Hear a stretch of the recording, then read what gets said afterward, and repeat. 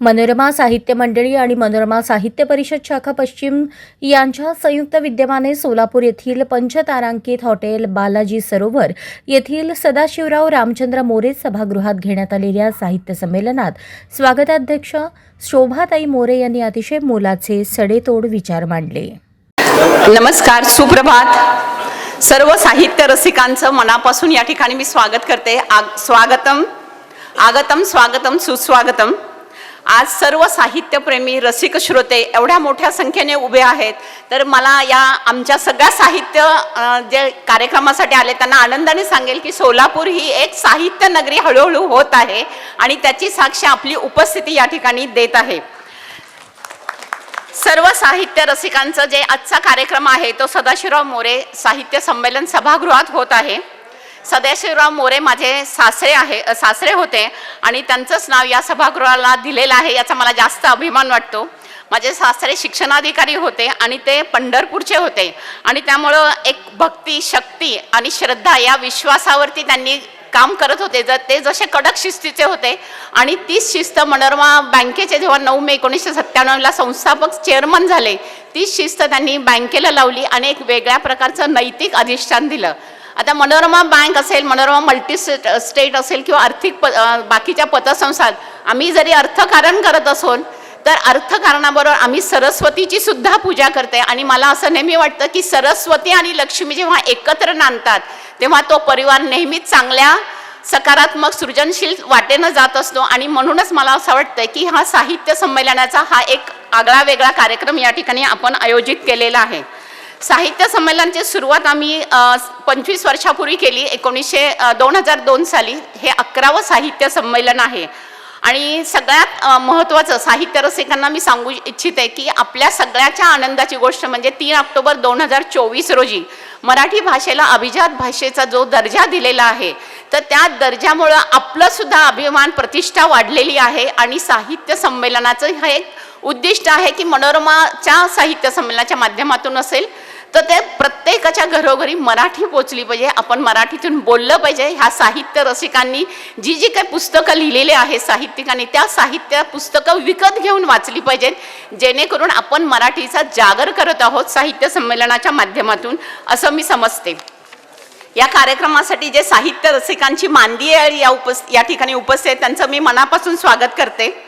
संत परंपरा लाभलेल्या विठ्ठल रुक्मिणीच्या आशीर्वादाने, पंढरपूर जवळ असलेल्या विठ्ठल रुक्मिणीच्या आशीर्वादाने, त्याचबरोबर अक्कलकोट स्वामी समर्थ तुळजाभवानीचा आम्हाला कृपा आशीर्वाद देते आणि सगळ्यात महत्त्वाचं म्हणजे सिद्धरामेश्वरांच्या पावन नगरीमध्ये हे साहित्य संमेलन होत आहे आणि आपण सगळेजण या ठिकाणी उपस्थित आहात। तुमचं सगळ्यांचं मी मनापासून स्वागत करत आहे। आजच्या कार्यक्रमाचे अध्यक्ष आहेत माननीय श्रीकांत मोरे साहेब, जे ज्येष्ठ साहित्यिक आहेत। त्यांचे जवळजवळ 22 कविता संग्रह, 3 कथा संग्रह आणि 5 ललित लेखांचे पुस्तकं प्रसिद्ध आहेत।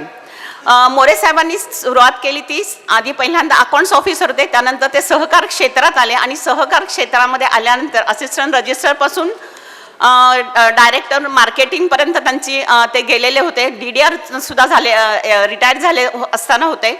तर हे सगळं करत असताना बँकिंग आम्ही फक्त केलं नाही किंवा मी अर्थात थेरी केली नाही, तर ती प्रॅक्टिस कशी करायची, लोकांना काय त्रास होतो, अनुभव येतो, तर त्या दृष्टिकोनाने त्यांनी जवळजवळ सोलापूरमध्ये 22 नवीन बँकांची सुद्धा स्थापना केली आणि हे सगळं करत असताना साहित्य सेवा सुद्धा केली।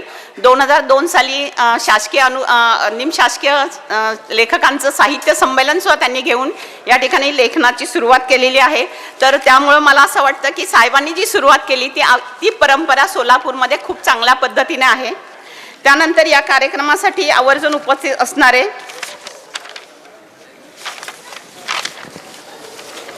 कार्यक्रमाचे उद्घाटक माननीय विश्वास पाटील साहेब यांचं सुद्धा मी या ठिकाणी स्वागत करत आहे। IAS म्हणून निवृत्त झालेले साहेब आहेत, सर्वांनाच माहीत विश्वास पाटील हे नाव परिचित आहे त्यांच्या त्या कादंबऱ्यामुळे। महानायक असेल, झाडाझडती असेल, संभाजी असेल, पानिपत असेल, मला वाटतं इथं बसलेल्या प्रत्येकाने कदाचित त्यातली 1-2 तरी कादंबऱ्या वाचल्याच असतील आणि त्यामुळं बऱ्याच जणांना विश्वास पाटील साहेब कसे आहेत, कसे बोलतात हे पण खूप जणांना ऐकायचं आहे, तर निश्चित तुम्हाला याचा अनुभव येईल। आणि सगळ्यात महत्त्वाचं की 100ला 1 कमी म्हणजे 99व्या अखिल भारतीय साहित्य संमेलन सातारा इथे 1 जानेवारी ते 1 ते 4 जानेवारीपर्यंत संपन्न होत आहे त्या कार्यक्रमाचे ते अध्यक्ष आहेत. आणि आम्हाला नेहमी असं वाटतं की आमचे कार्यक्रमाचे अध्यक्ष हे अखिल भारतीय साहित्य संमेलनाचे सुद्धा अध्यक्ष होतात आणि ती प्रचिती आज विश्वास पाटील साहेबांच्या रूपाने आलेली आहे. आजच्या कार्यक्रमाला उपस्थित असणारे आमच्या सोलापूर विद्यापीठाचे प्रकाश महानवर साहेब हे आदरणीय कुलगुरू असून ऑक्टोबर 2023 मध्ये त्यांनी कार्यभार स्वीकारलेला आहे आणि सगळ्यात महत्त्वाचं विद्यापीठाला जागतिक दर्जा मिळवून देण्याचं त्यांनी उद्दिष्ट ठेवलं आहे. ते आमच्या सोलापूरकरसाठी अभिमानाची गोष्ट आहे. पुढचे आपले प्रमुख साहित्यिक आहेत प्राध्यापक मिलिंद जोशी. एप्रिल 2025ला अखिल भारतीय मराठी साहित्य महामंडळाचे ते अध्यक्ष झाले आहेत. आजवर त्यांचे ललित लेखन, कथा, व्यक्तिचित्र, तत्वचिंतनात्मक, आत्मपर अशा विविध वाङ्मय प्रकारात त्यांनी जवळजवळ 21हून अधिक पुस्तकं लिहिलेली आहेत.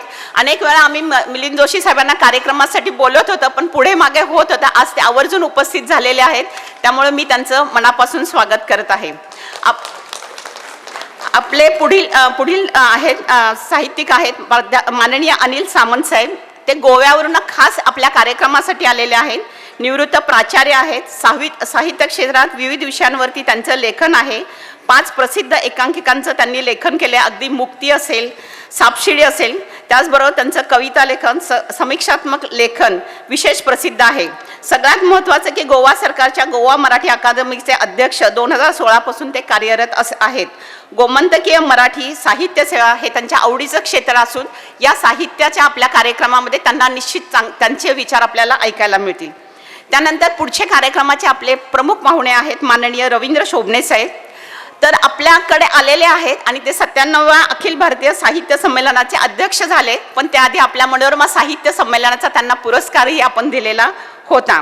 त्यांच्या उत्तरायण या कादंबरीसाठी त्यांना आपण खास मनोरमा साहित्य पुरस्कार दिला होता. त्यांची जवळजवळ 28 पुस्तकं प्रसिद्ध झालेली आहेत आणि सध्या ते मराठी विश्वकोश मंडळ महाराष्ट्र शासनचे अध्यक्ष आहेत.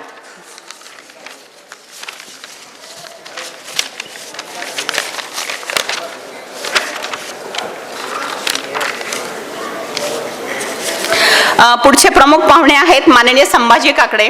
ते शासकीय सेवेतून माजी कामगार उपायुक्त म्हणून निवृत्त झाले. विविध विषयावरील पुस्तकांचं वाचन, गाढा अभ्यास त्यांचा आहे म्हटलं तर वावगं ठरणार नाही. सेवानिवृत्तीनंतर सुद्धा बागल काकडे असोसिएट या फर्मच्या माध्यमातून अनेक MIDC मधल्या, पुण्यातल्या किंवा बाहेरच्या सुद्धा MIDC मध्ये अनेक कारखान्यांना, कामगारांना अगदी इन्स्पिरेशनल, मोटिवेशनल आणि कामगार कायदे ते एक साहित्यच आहे. कामगारांचा विचार किंवा कामगारांसाठी केलेली प्रगती किंवा त्यांचं साहित्य, तर त्या साहित्याचं सुद्धा ते जोपासना करतात. तर त्यांचंही या ठिकाणी मी स्वागत करत आहे. आपले पुढील प्रमुख पाहुणे आहेत माननीय रामदास फुटाणे साहेब. सगळेजण त्यांना ओळखतात पण त्यांना बघण्याची, त्यांचं जवळून दर्शन घेण्याची ही एक संधी आहे असं मला वाटतं. ज्येष्ठ साहित्यिक आहेत. महाराष्ट्रातील एक व्यंगकवी आणि पटकथा लेखक, चित्रपट निर्माते, दिग्दर्शक आणि वात्रटिकार म्हणून ते प्रसिद्ध आहेत. रामदास फुटाणे साहेबांच्या कोपर खळ्या मारणाऱ्या छोट्या छोट्या कवितांनी वाचकांचे मनोरंजन केले. सामना या चित्रपटाद्वारे प्रसिद्धीच्या शिखरावर पोहोचलेला आहे आणि तो आपण दुपारी एक वेगळा कार्यक्रम आपल्यासाठी ठेवलेला आहे.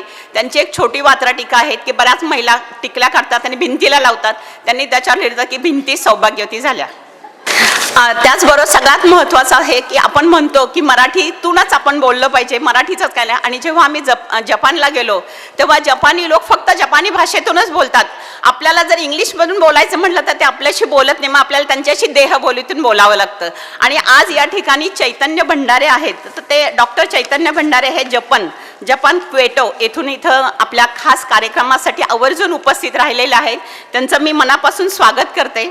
ते Indian chamber of commerce of Japan हे 1937 साली झालेल्या संस्थेचे सेक्रेटरी असून टोकियो ऑलिम्पिकचे ते कोऑर्डिनेटर आहेत.